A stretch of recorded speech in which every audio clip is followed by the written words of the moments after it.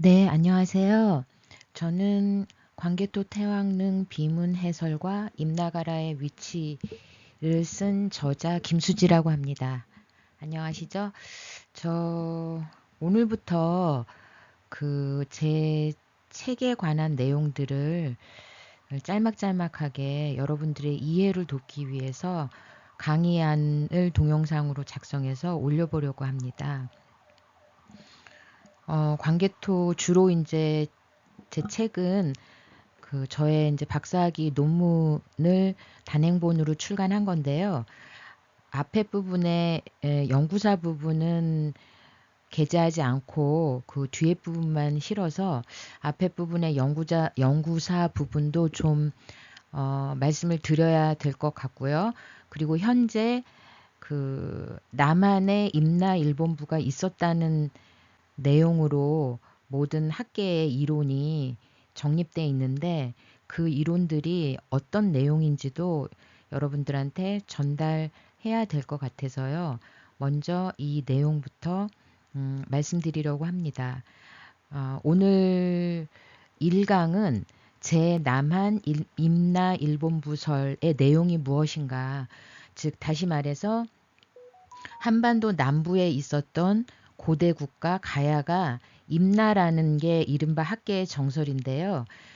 어떤 내용으로 이 주장이 이루어져 있는지, 그 한반도 남부에 임나일본부가 있었다라고 주장하는 현재 학계의 주장의 이론, 그 내용에 대해서 오늘 말씀드리도록 하겠습니다.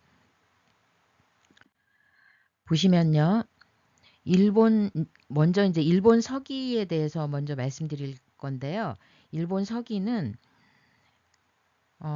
보시면은 일본의 건국 신화를 얘기하는 그러니까 신대기라고, 신들이 일본을 건국했다라는 이야기가 앞에 맨 먼저 나와요. 신대기 1, 신대기 2 해서 신들의 이야기가 나오고, 그리고 일본국을 건국했다는 초대 일대 천황이 신무천황이에요.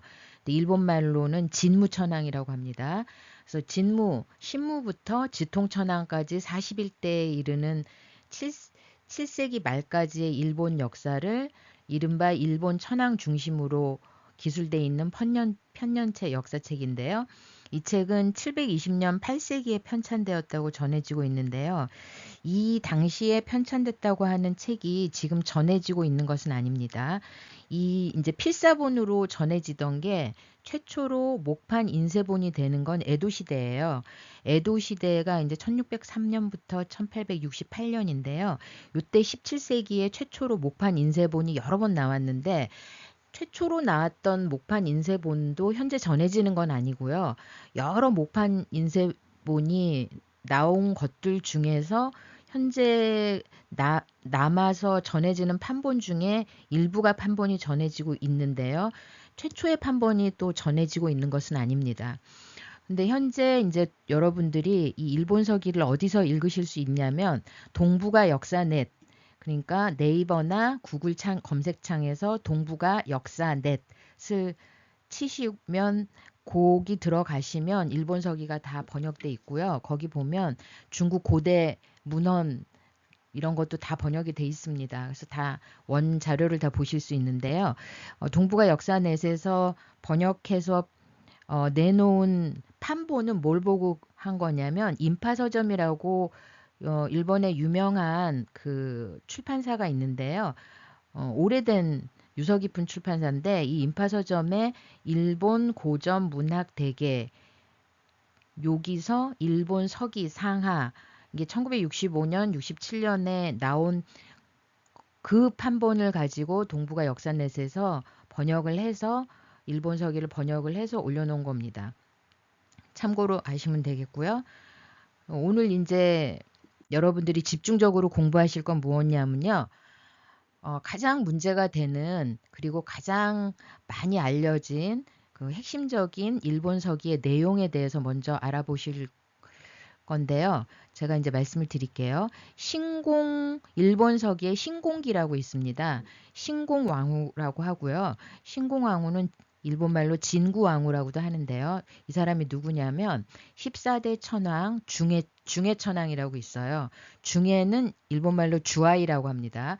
주아이 천황의 와이프 부인이자 그 다음에 15대 천황 응신 오진이라고 하는데요. 응신 오진의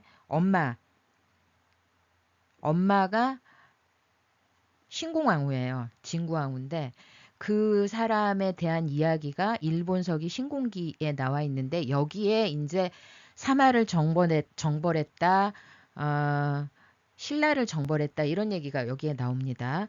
그래서 요 내용을 살펴보시고 앞으로 계속 이 내용을 듣게 되실 거기 때문에 기억을 좀 해 두시는 게 좋습니다. 신공 즉위년이 이제 이른바 일본서기 신공기에는 200년이라고 돼 있는데요. 요 기년 다 맞지 않지만 일단 그렇게 기록이 돼 있습니다. 신공 즉위년은 200년인데 요 내용이 잠깐 보시면 겨울 10월 기해 신축에 화이진에서 출발했더니 이제 신라를 정벌하러 간 거예요. 그랬더니 신라 왕이 백기를 들어서 항복을 했다. 신라 왕 이름이 파사매금인데 요것도 잘 좀 기억을 해주세요. 나중에 또 나오는데요. 왜냐하면 파사매금에서 매금이라는 그 명칭, 왕의 명칭이 신라는 뭐 이사금도 있고 마립감도 있고 한데 이 매금이라는 그 명칭은 5세기 때 이제 쓰던 명칭인데요. 어쨌든 이 신라 왕 파사매금이 와가지고 백기를 들어서 항복하고 그때부터 80척의 배를 실어서 관군을 따라가게 해서 신라왕은 항상 80척의 조공선을 일본국에 바치게 됐는데 이때부터 그렇게 했다는 거예요. 신라왕이 이 200년에. 그래서 이 상황을 옆에서 지켜보던 고구려 백제가 너무 놀래가지고 아 신라가 저렇게 항복하는 걸 보니 일본국이 얼마나 대단한 거구나 하고 너무너무 겁을 먹고 쫄아가지고 스스로 와가지고 머리를 조아리면서 지금부터는 길이 서번이라고 일컬고 조공을 그치지 않겠습니다라고 말했다는 겁니다. 그래서 고구려, 백제, 신라를 다 일본이 점령을 해서 거기에다 내관가를 설치를 했다. 이 내관가가 임나일본부예요. 그러니까 임나일본부는 한자로 임나일본부라고 쓰기도 하고 임나내관가라고도 쓰기도 하고 또 임나둔창이라고도 쓰기도 하고 임나관가라고도 쓰기도 하고 한자로는 여러 개를 쓰는데 그거를 일본말로는 다 똑같이 미마나 미야케라고 읽습니다. 발음을 일본말로는요. 여길 좀 기억을 해 두시고요. 이것이 이른바 사만 정벌에 관한 내용이에요. 이 내용이.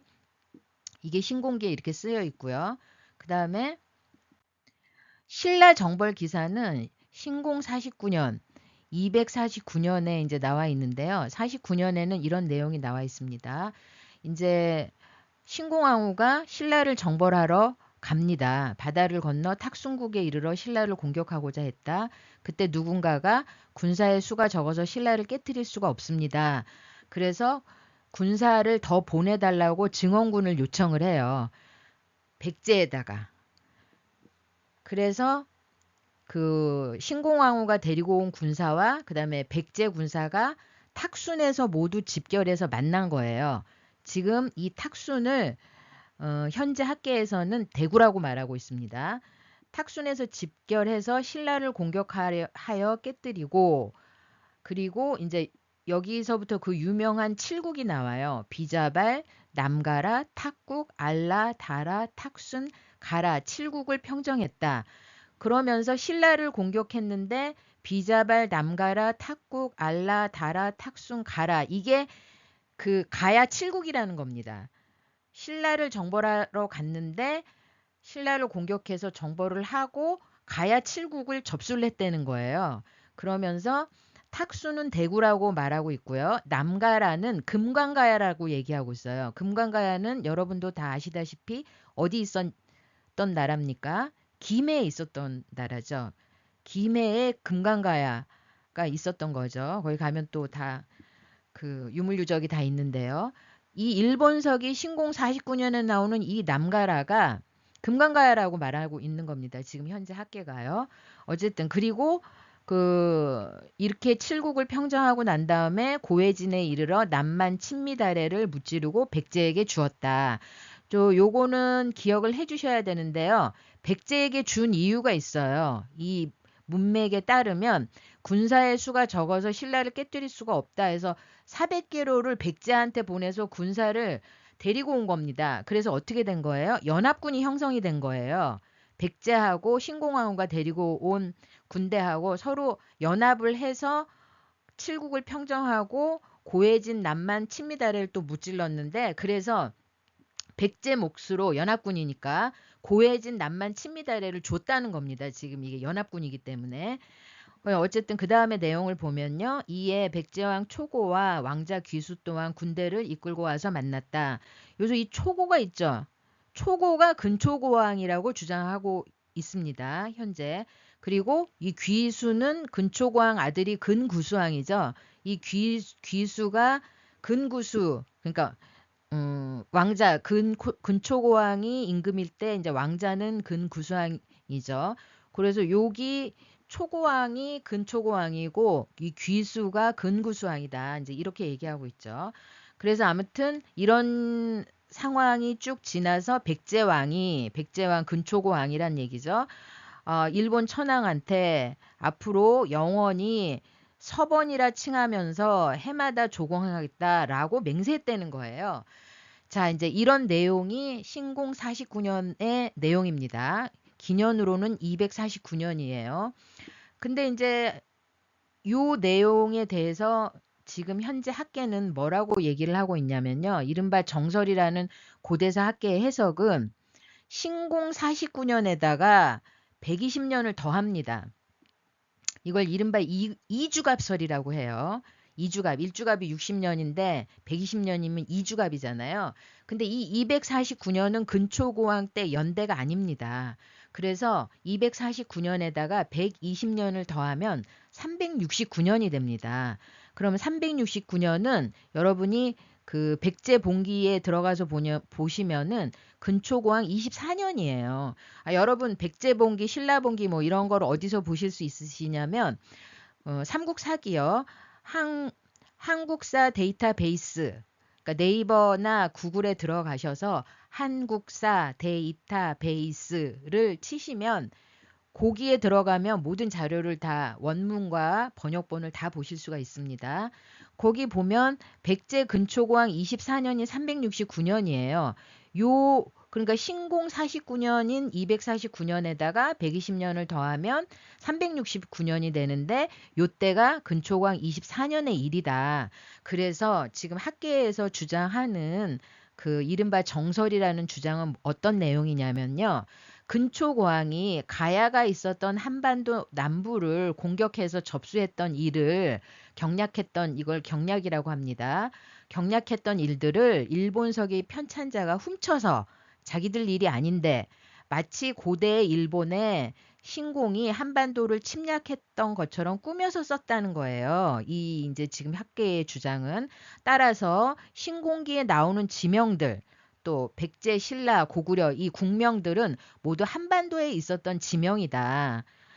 그러니까 내용은 믿을 수 없지만 내용은 다 거짓이고 꾸며낸 거고 백제의 근초고왕이 한반도 남부를 경략했던 이야기인데 그거를 마치 일본의 신공왕후가 했던 것처럼 꾸며가지고 조작을 해서 썼다. 일본서기에다가. 그렇지만 그 일들은 한반도 남부에서 일어난 일들이기 때문에 그 지명은 전부 다 한반도 남부에서 찾아야 된다. 그런 주장입니다. 이 사람들 주장이.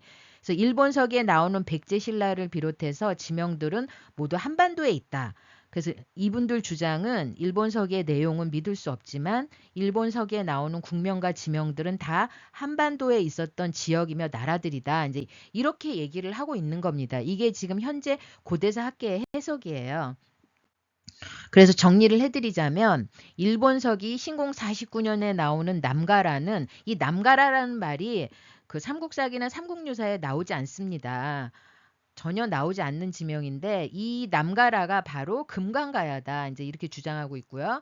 일본석이 또 49년에 알라라고 나오는데요. 이 알라가 아라가야다. 이제 6가야 중에 하나가 아라가야라고 있거든요. 금강가야, 아라가야, 뭐 고령대가야 이렇게 있는데 그 아라가야가 일본석이 신공 49년에 나오는 알라다. 이렇게 주장을 하고 있습니다. 그래서 일본서기의 임나는 가야고 백제 근초고왕 때의 일을 일본서기 편찬자들이 훔쳐다가 조작해서 쓴 거다. 따라서 임나 일본부는 남한에 있었다라는 거예요. 이 사람들 주장은. 그래서 임나 일본부는 가야에 있었지만 백제가 가야를 통치하던 기관이라든지 이제 이분들 주장이 그겁니다. 백제가 가야 지방을 공격해서 경략했던 내용을 일본서기 편찬자가 훔쳐다 썼기 때문에 임나 일본부가 가야에 있었지만 그 성격이 백제가 가야를 통치했던 기관이다. 이렇게 해석하는 주장이 있고요. 또 하나, 일본과의 교류, 외교, 교역을 위에 있었던 기관이다. 그러니까 정치, 군사, 통치 기관은 아니고 외교 목적 또는 무역과 교류 목적으로 남한에 있었던 기관을 임나 일본부라고 볼 수 있다. 이렇게 주장을 하고 있습니다. 그러면서 임나 일본부설은 우리가 다 극복을 했다. 그렇게 주장을 하고 있어요. 자, 그래서 이제 결론은 임나 일본부가 결국은 남한에 있었다는 거예요. 이분들 주장은. 그런데 그 성격이 백제가 가야를 통치한 기관이었던지 아니면 일본과의 외교나 교역을 위해서 설치했던 기관이었던지 이런 거라는 거죠. 그래서 여러분 어떻게 생각하세요? 여러분은 이 논리가 임나 일본부설을 극복한 논리라는 그런 생각이 드십니까? 자, 오늘은 여기까지 알아보고요. 이 논리가 왜 잘못된 논리인지는 다음 시간부터 하나하나 조목조목 말씀드리겠습니다. 다음 시간에는 이 일본서기 신공 49년에 나오는 남가라가 금강가야라는 이 주장이 어떻게 잘못된 논리인지에 대해서 말씀드리도록 하겠습니다. 그럼 안녕히 계세요. 다음 2강에서 다시 뵙겠습니다.